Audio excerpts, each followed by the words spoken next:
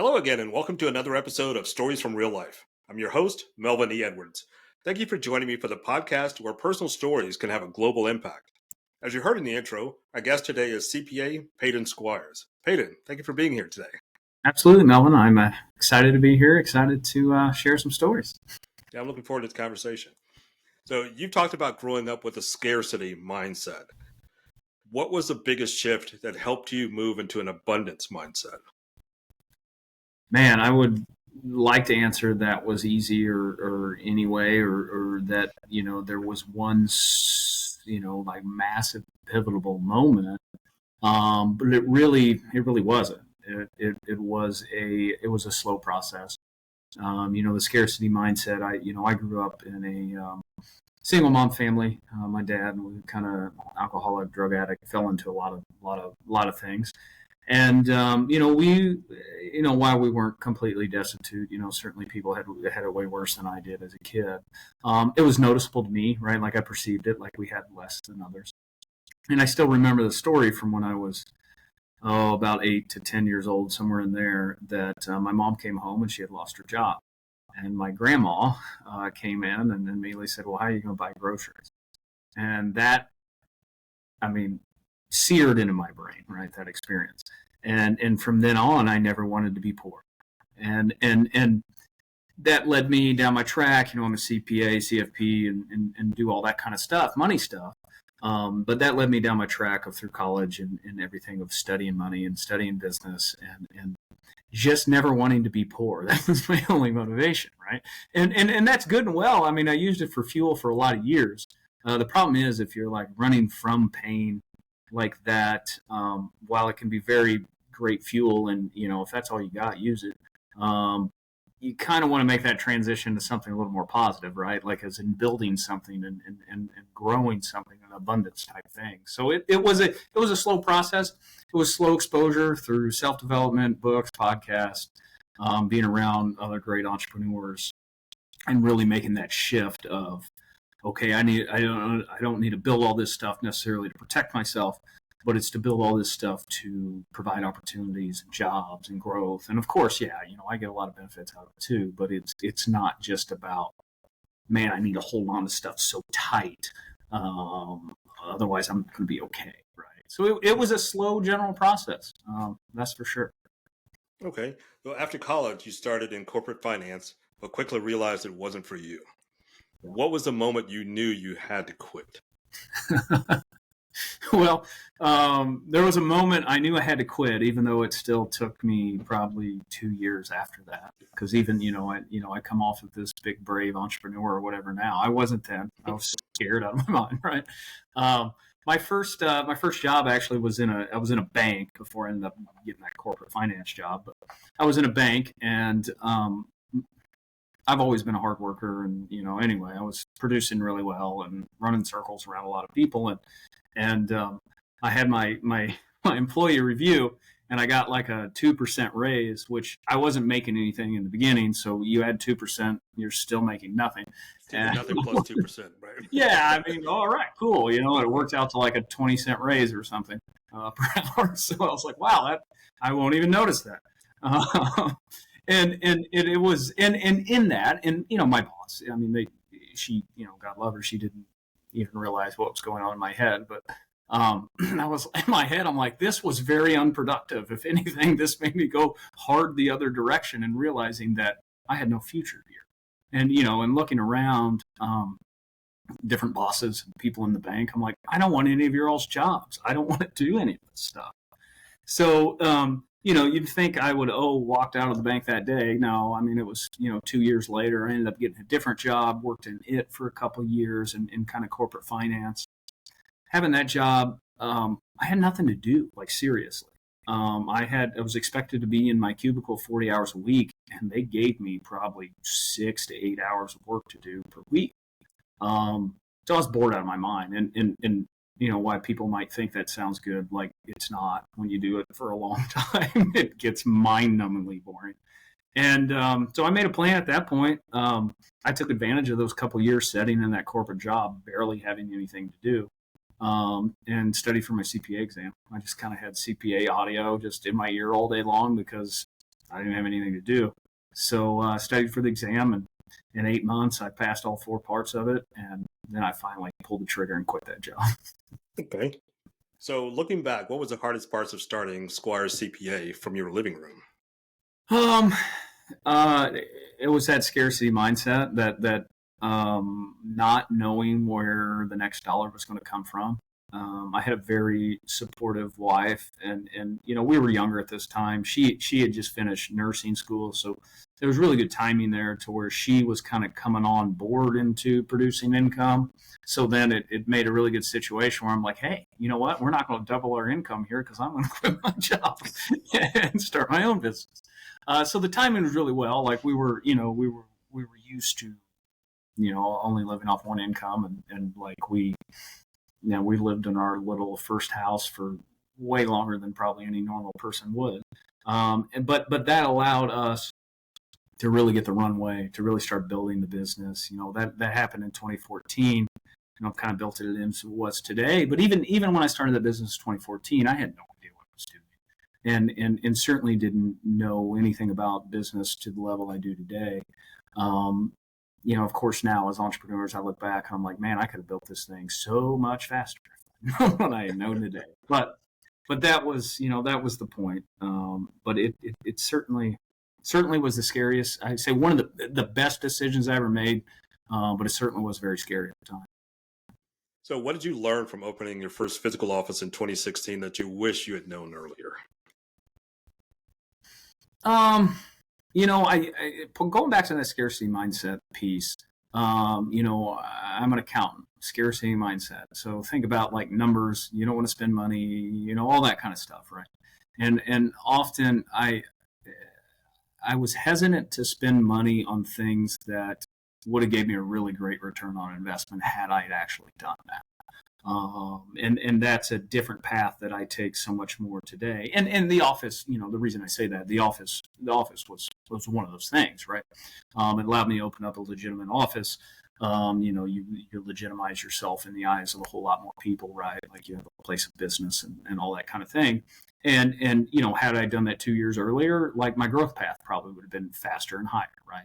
And that is kind of go back to the same thing of transitioning from a scarcity mindset to more abundant mindset. It's like holding on to the dollars isn't helping you grow, right? Taking these dollars and putting it into something that might come back as $3, okay, that's going to help you grow, right? And it's trying to switch that mindset from, hey, this is an expense to this is an investment, right? This is setting me up to get more dollars back later. Okay. So why did you decide to launch Squires Tax Planning on top of your accounting firm? And how did the two serve different needs? Yeah. So, after growing my firm for, since 2014 in a very traditional fashion, most CPA firms are they're tax prep is what they do. So, you bring all your tax stuff to them, they prep your taxes, they do a great job of that. They fill out all the boxes, you sign the form, and it all gets filed, and everybody's good, right? And the issue with that is, or at least the overarching issue I kept getting feedback from the market and clients and the huge hole in all that is nobody's being strategic around it. It's the traditional model is, okay, CPAs open up a firm, they do tax prep for anybody and everybody. They're these generalists. They get to tax season, they got way more work than they can ever even handle. And so no one is, they're only focused on pumping out tax returns, right? They get paid to file tax returns. And nobody is in there, or when I say nobody, that's a bit of exaggeration, but the vast majority of people are not doing any strategic planning whatsoever, right? Like they're just filling out forms. They're looking backwards, compliance, filing forms. Where there's a huge hole in the market is no one's looking forward. No one is walking alongside these entrepreneurs of like, hey, what's going to happen in the next 6 months? What kind of planning can we do around that from a financial and tax standpoint to actually, I don't know, pay less in taxes or be able to keep more money and reinvest in your business or employees or ultimately whatever you want to do with that. That's very rare. It truly is. And it's, I constantly, as we bring on new clients to our, our planning, type business model, it's the same calls I get on all the time. It's like, hey, why are you interested in this? CPA never calls me. He never brings me any ideas, and I bring him ideas, and all he says is, you can't do that. And so there's just no partnership there, right? And so that, over the last, it's only been about 2 years now of really focusing on the planning model of working with, I'm an entrepreneur myself, and working with other entrepreneurs from like a decision-making standpoint around taxes and finances, and helping them, grow their net worth, and using, getting really strategic about taxes to do that. All right, this question probably goes along with the last answer you gave, but you generally work with business owners and high income earners. Mm-hmm. What's the most common mistake they make with taxes and wealth building? There's just no organization or intention around it whatsoever. I'm a big believer, like if you track and measure something and look at it, like it's going to improve just naturally. So to me, it's really just an overarching intention thing. And I'm in a lot of entrepreneur groups. I do my own entrepreneur podcast and whatnot. And it's just such a common thing, right? Where it's, hey, I don't have anybody helping me with any of this. I watch TikToks and they give me an idea, and my CPA won't even respond to that. So it's, the reason we work with entrepreneurs at that level is because, there's just a whole lot more value we can bring to those situations, right? If you're just, if you're making less money in that, sure, we can help you, and we can help you implement, a few things here and there. But in those bigger situations, I can come in and tweak a couple knobs, and it's like, wow, you see all the value we extracted out of just tweaking this and this, right? So it that's the main reason. And I love that, I don't call myself an accountant. I'm an entrepreneur. Yes, I'm a CPA and I've had a firm for a long time, but really I love the game of business more than anything, more than just even the game of taxes and and wealth and net worth and all that kind of thing. And that's why, my podcast is tilted towards that as well. So even when clients are working with me, yes, we're very money focused, obviously, about tax and wealth, but there's a whole lot of business consulting in there too, where I'm just like, hey, you ever looked at this? This doesn't make sense. And so we're not only just focused on money, but we're also, really providing some business advice and helping them make decisions, because we've seen a lot of it. We've seen entrepreneurs at really every stage, from startup to, $25+ million. And there's really specific problems at each stage that, you can almost tell me the revenue of a business, and I can probably, just the revenue of the business and what industry they're in, and I can probably tell you what their bottleneck is and what they're struggling with, because it's the same story over and over again, really. All right. So how do you explain complex strategies like cost segregation or exit planning in a way that empowers clients? I'm very good, and I really take the approach of, I'm not telling anybody what to do, especially entrepreneurs, right? That's the last thing they want anybody to do, is to tell them what to do. They're these very independent, whatever. So very much so, I'm coming along. I'm like, hey, I'm here on your team. I'm not here to handhold or tell you what to do or say you can't do this or you need to do that. I'm just going to lay it all out, and I'm going to lay out all the pros and cons of, hey, like a cost segregation study or whatever that is. Here's the option for you to consider. Here's the pros. Here's the cons.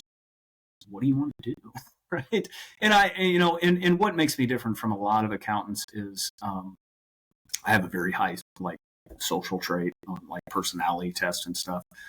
So that's another huge issue in the industry, is that the stereotypical accountant, and it's a stereotype for a reason, because, numbers attracts a certain type of personality that they're not good at communication. They don't want to communicate.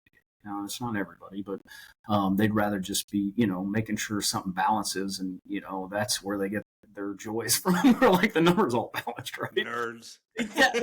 Nerds. And I joke all the time, the only people that are worse than accountants are engineers, and they are. Oh no, my son's an engineer. They make accountants look like cheerleaders, because they're even more number driven. But so that, I think that gives me a huge like natural advantage. To be honest with you, I'm really good at speaking the entrepreneur language, talking to entrepreneurs, and explaining those things in terms they can understand. And I'm not your typical accountant where you're just like throwing. It's so cringy. Whereas like I hear accountants just like throwing stuff at people. I'm like, they have no clue what you're talking about. Like you have to speak to them. You can't just throw cost segregation at them and like they even know what that is. Right? So it's being able to communicate to people. That's a blessing that I have and really worked hard to develop. Okay. So you emphasize being healthy, wealthy, and wise. You and Ben Franklin. Yeah, So, he's my hero, man. yes. So how do those three pillars show up in your daily life? Yeah, healthy, wealthy, and wise. And the reason, yeah, Ben Franklin, like intellectual hero of mine, like him and Charlie Munger. Charlie Munger is Warren Buffett's right hand guy. He died a few years ago, but his hero was Ben Franklin. But healthy, wealthy, and wise. The reason I say that is because like everything's connected, right? Like you don't have like your business life, then your home life, and whatever other life you have. They all affect each other. Like we kind of like try to act that they don't, but everything affects everything. And the reason I really push a lot of that stuff, of course, wealthy, that's been the focus of my life's work. But healthy is something that I really only super discovered, I'd say, 5-ish years ago. And how much living a really healthy lifestyle, exercise, working out, all those types of things, and not just working out, but mentally too, how much that has helped my business grow. I tell people all the time I'm making money when I'm in the gym, right? And it's kind of my form of meditation, my form to disconnect from the world. It's one of the few places that like I go in there and I feel like I just shut off everything. Like I'm fully disconnected from work and all the pressures of life.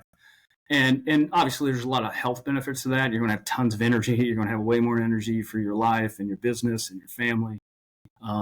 So it's really focusing on the holistic life. I'm lucky enough to be, I run with some really great entrepreneurs and mastermind groups, and they're all about not just business. There's plenty of business groups out there. That's the only thing they focus on. But like, we focus on marriage and family and everything because, I know a lot of entrepreneurs that have built very successful businesses, 8-figure, $10+ million businesses. And they get to the end of that and realize they screwed it all up and that their home life is a mess. In many occasions, the business becomes the mistress and the family gets totally left behind. Then you realize you missed the whole point from the beginning, right? And so it's just focusing on the whole thing because, all part of it's part of you. Right. You said that people can enjoy their lattes and still build wealth. How do you balance financial discipline with living well? Yeah, that's a great question. The reason I say that is because you'll see those like articles out there where it's like, hey, if you just quit buying your $4 Starbucks every day and invest that in the S&P 500, you'll have like several $100,000, years from now, or whatever the math works out to. And that's true. The issue I take with that is that I'm very much into like value-based budgeting. Yes, if you're spending all your money, you're going to have to find some place to find some money, right? Because you're not going to grow your net worth if you're spending all your money. And by the way, the average American spends 102% of their income. 102% of their income, credit cards. Step one of trying to, get wealthy is you got to underspend your income, period. Like if you don't do that, you're going to have problems. So it's really just focused on creating that gap, right? And so value-based budgeting, what I mean by that is you spend money on all kinds of different things. I guarantee you can start evaluating some of those things, and a lot of those things you spend money on don't actually bring enjoyment or things to your life, right? Like, you have some subscription and whatever, it's just sitting there spending money, but you don't really use it, and you're like, what value is this bringing to me, right? There's plenty of those things in your budget to look at. Your latte may not be one of those. Like, you're not going to go broke spending $4 a day on a latte, right? And if that brings you enjoyment and allows you to, live your life and whatever, great. But find some other areas, right? There's plenty of areas you're spending money that you could cut back, and your daily life wouldn't change a bit, right? And that's what I try to challenge people to do. is that find things that if you got rid of, no one would even notice or know, right? And that's my thought. Okay. Well, this question I think you'll really appreciate. So I read that you love meat lovers pizza with cheese in the crust. Love stuffed crust. So what's your favorite pizza restaurant? It used to be Pizza Hut. I saw him. I love pizza. I'm going through 75 hard right now, so I haven't had any in like a month or so. So I'm kind of locked in on my diet right now. But yeah, man, stuffed crust, meat lovers plus onions. That's my wife's. But it Pizza Hut, we've become kind of Papa John's people of late. I don't know. Pizza Hut just lost me. As soon as somebody else got stuffed crust, they won me over. Pizza Hut used to be the only place. Not a local place. No, well, I tell you, the great local one. So I'm in Columbia, Missouri, a big university town, right? University of Missouri, and Shakespeare's is the one everybody always talks about. It's a huge. I don't know. You watch any Mizzou football games or whatever, and they're like showing the town. They're always showing Shakespeare's Pizza, which is it's just been the local. One of the greatest local restaurants for 50 plus years here in town. Yeah, Missouri's not really known for pizza. Yeah, you have New York pizza, you got Chicago pizza, St. Louis, maybe. You don't really. You even have Detroit we're barbecue. Pizza. We're barbecue. You got Kansas City barbecue. Well, I'm Texas, so we'll have to there's some debate there, right? The debate is on the Missouri side. The trophies are on the Texas side. That's different styles, right? Different styles. Different styles. Yeah, different styles. Kansas City's a massive barbecue town, that's for sure. Yes. Okay, so integrity is one of your core values. So can you share a time when sticking to your principles came at a cost? Ooh, yeah. Integrity is everything. Like truly, if you don't have that, like, I mean, what do you really even have? But, yeah, I mean, I got into a business partnership a couple years ago, went terribly wrong. And it really came down to integrity, and just not shared values whatsoever and not on the same page. I've been in a lot of partnerships, and that's the one that went disastrously wrong. And it came down to integrity. And doing what you say you're going to do, even when no one's watching. And that to me is integrity. For me, I want to live an integrity life, I guess, almost selfishly, because then I know I don't have anything to worry about. Because if I'm just me in every aspect of life, like I don't have anything to hide. Like I have the best intentions, even when things go sideways or a mistake or whatever, where it's just like, I did my best. I tried my best. I was trying to be honest and transparent and whatnot. And even when things go wrong and I do that, like, then I can live with myself. You know what I mean? It's when you're doing things that don't align with your own values, and then things go wrong, and it just goes really, really wrong. So it's almost a scared thing that, like, if I don't live integrity, that something bad's going to happen, and it gives me peace knowing that I try to be me in every area of life. Yeah, I think back often to what my parents taught me, and a lot of people's parents taught them, that when you tell the truth, you don't have to remember what you said. Yeah, and you're never going to be perfect, right? You're going to mess up. I mean, like, everybody messes stuff up. It's life. But I just want to make it to where, I know people can misjudge even my intentions, but I know my intentions, right? And as long as I know that, and the people around me know my intentions, like, even when things go bad, I can live with that. Right. All right. So what inspired you to start Behind Their Success, and how does podcasting change your perspective as a business owner? Yeah, inspired me. It's one of the business groups I was in. A good friend of mine was doing that at a very high level. And he still is today. He's got like 500-600 episodes or something. So I think that's what inspired me to it, was that I got around people that were doing it and realized, like, they're not this super special talented person or something. They just do it. You know what I mean? Like, to me, like growing up in very rural Missouri, 1,000 people town, like I didn't know a lot of business people. I didn't know like how the world worked. And I thought, successful people had some special thing or whatever, right? And the more you're around it, you realize like they're normal people. They're normal people just like anybody else. Yeah, they may have like developed some skills and different things, but that was just done through hard work and repetition. Um, so being around people inspired me to start the podcast behind their success, which I absolutely love. Being a social guy, like I love my podcast. The 100th episode dropped this morning, by the way. I hit number 100. Congratulations! That's a huge milestone. Yeah, and I think here's the thing: anybody's listening or considering starting a podcast, if you do 20 episodes, you're like in the top 1% of all time because everybody makes 2 and quits. So you just got to outweight everybody. But that I love that. It really fills my cup around the entrepreneurial world. Like so that podcast isn't money or tax focused. I mean, those topics obviously come up, but it's really entrepreneur focused where I'm, interviewing entrepreneurs, tell me your story, like tell me stuff that went bad, like what'd you learn from it, all that stuff. So other people, they don't have to make the same mistakes, right? They can learn from those mistakes and maybe skip, running in the same walls that all of us, had ran into before, right? So I love it. I do a couple episodes a week. It just really fills my cup around that kind of stuff. And of course, too, it's great. It's great networking. It's great for my business, too. Obviously leads to relationships and whatnot. But it's really like that was never my motivation.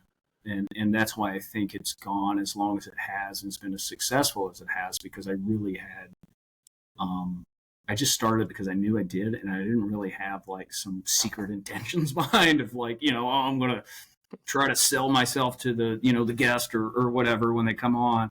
Like there's really none of that. And naturally, if people are attracted to me and want to work with me or whatever, I mean, that stuff comes about certainly. And it's good for that, but it's really just about spreading, good information. Yeah. We're recording now my 148th episode. So I'm a little, Congrats, bit man. ahead of you. Yeah, I'm going to have to catch you. It's fun. I really enjoy it. And not every guest is the same. I obviously, like the listeners, would enjoy some stories more than others, but I learned something from everybody. Oh yeah, 100%. And like every human being is interesting if you actually take the time to, not just blow them off, but like dig in a little bit. Everybody has a very interesting story, and everybody's interesting as long as you're interested, right? Yes. If you take that time to be interested in them, it's amazing to watch people open up. Absolutely. So, as you mentioned, your 100th episode, you've interviewed over 100 entrepreneurs. So, what's the most unexpected thing you've learned from those conversations? Unexpected. I think the unexpected is that there's not a lot of unexpected there. And what I mean by that, it's not like, once again, it's not like these secret sauces of what these people do, or they figured out some trick or hack or way to grow their business or whatever. Like, no, these people that are doing, 8 figures, 9 figures in business, they're really good at the basics and they do them extremely well. And they'll tell you that, it's like, doing, it's like to do something extraordinary, like really it's just doing the ordinary things at a very high level for a very long time. That's how you get something extraordinary, right? Once again, it's not these big talents or crazy things or whatever. It's like, no, we're really good at the basics and we're better than everybody at the basics. And we do it at such a high level. And so I guess some of that was unexpected, right? But then also it's like, I've done enough of them now where it's the stories all ring true. I mean, they all come down to the same, handful of things we end up talking about, like, being a continuous learner, being as self-aware as possible, learning the most about yourself if you want to learn how to operate in the world and do well. Like, number one person you need to figure out is yourself at a very, very deep level. And a lot of it's just faith and being willing to act in the face of uncertainty. And that's what most of these people have done. And that's why they've gotten, what most people haven't gotten, because they're willing to do things that most people aren't willing to do. And that's when you get things that most people don't get. So, from running your own podcast, have you learned how to be a better advisor to your clients? Oh yeah, 100%. I think it really sharpens my communication skill. And something, even earlier in my career, I didn't even realize I was doing to myself, going back to those years where I'm really just kind of running a traditional tax plan, tax preparation firm. I used to work nonstop during tax season. And by nonstop, I mean, I'd have 20 plus meetings a day, every 20 minutes. I'd have 25 meetings in one day from 8 to like 6 every 20 minutes. That would be torture. I hate meetings. Yeah.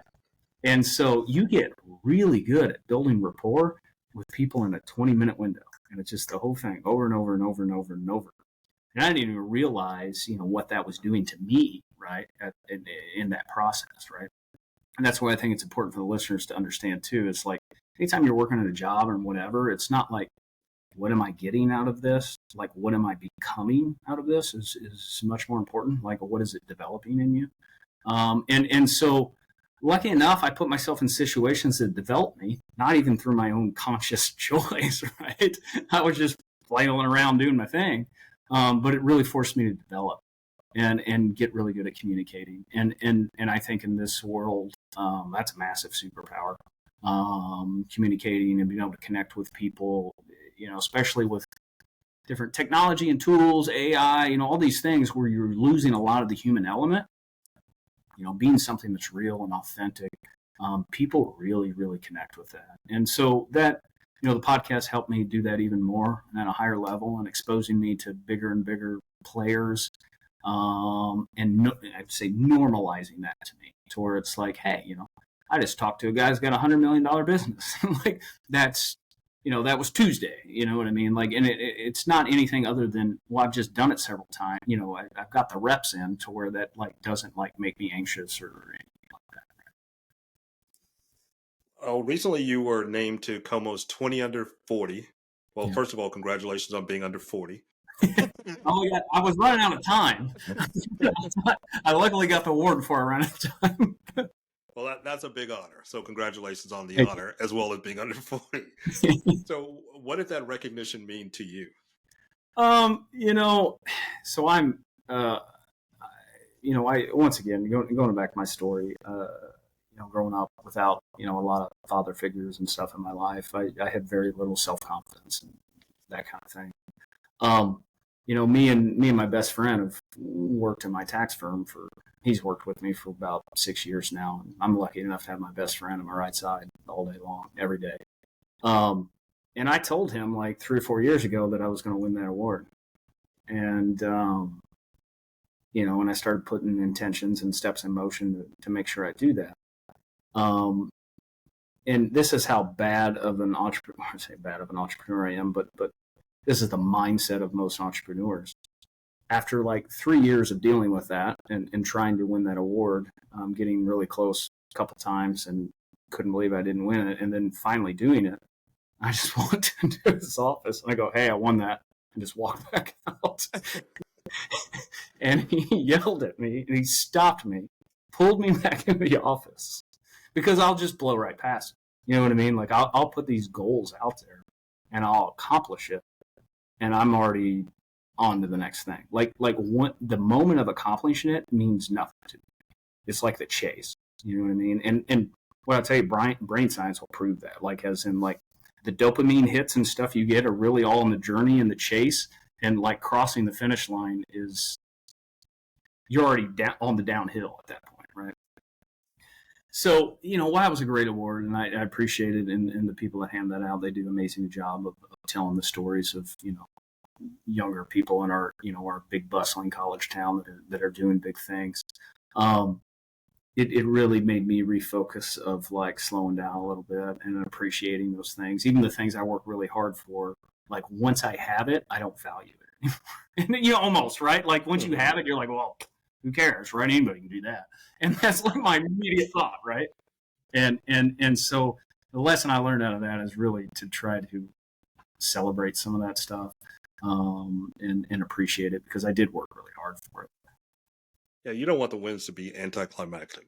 Yeah, yeah, and for entrepreneurs, it often is, because like while I'm like that, that's normal for a lot of entrepreneurs, right? Like they just want to chase. They get something, they're like, okay, what's next, right? And you don't ever enjoy anything, and it can be torturous. So, what do you want clients and listeners to feel after working with you or tuning into your podcast? Yeah, I mean, I just want to share value. Whether it's the podcast or my clients. My clients, it's I want. We always try to design relationships to where it's like, hey, here's how much value you're going to get in strategy and savings and stuff from working with us, and we're going to get paid X, right? And you're getting excess value out of it. Right? Like we don't ever want to be an expense. We want to come in and help people, and it's like, hey, you're getting way more value, and you're paying us some portion of that, right? And so that works really well, because entrepreneurs understand that, where it's like, hey, well, I can give him, I can pay this guy more money than I paid any other accountant ever, but I'm actually going to end up with way more in my pocket than I would have had, if I'd been somewhere else. And same thing with the podcast, right? Like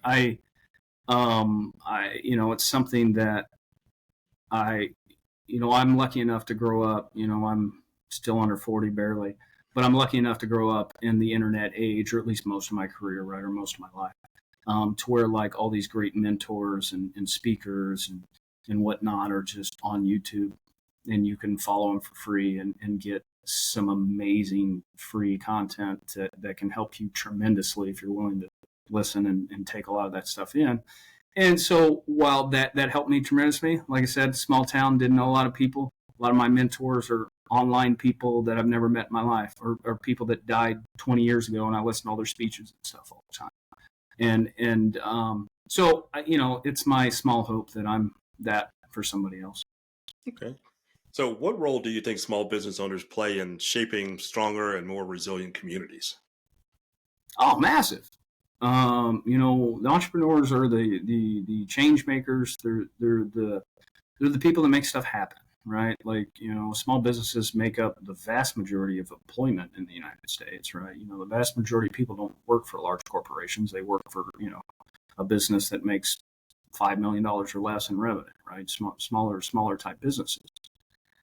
And it's those people that shape the community. They're the people on the school boards. They're the people in politics. They're the people doing, stepping out, putting themselves out there, and you may or may not agree with their viewpoints, but they're the ones that say, hey, I'm not going to wait for somebody else to do this. It's my job, right?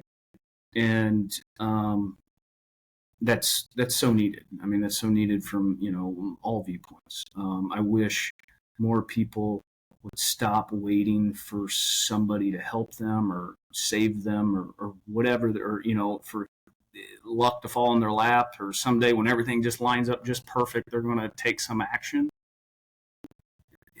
It's a myth. It's something you made up in your head. It will never happen. You cannot have all the information before you act. You only get more information when you start acting.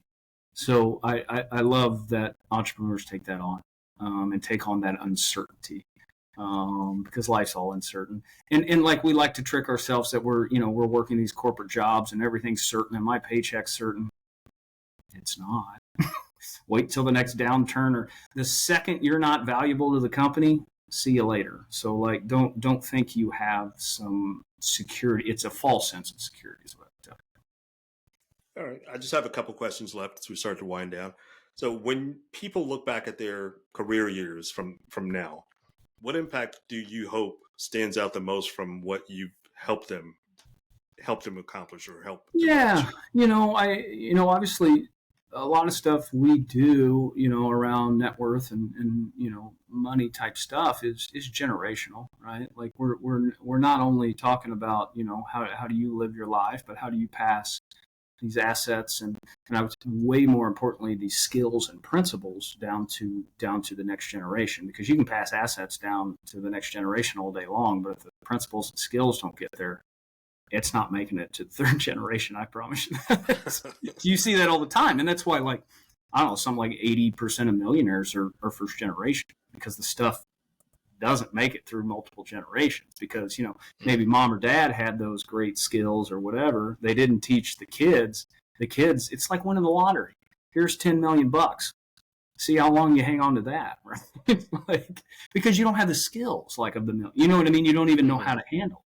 And so, like, that's what I really hope is that not only are we talking about tactics and whatever that work today, it's trying to pass on these principles and skills that the assets don't just go to the next generation; they actually go through the next generation. So, okay. And as a final question, it's one that I ask all of my guests: what one piece of advice would you like to leave today on any topic?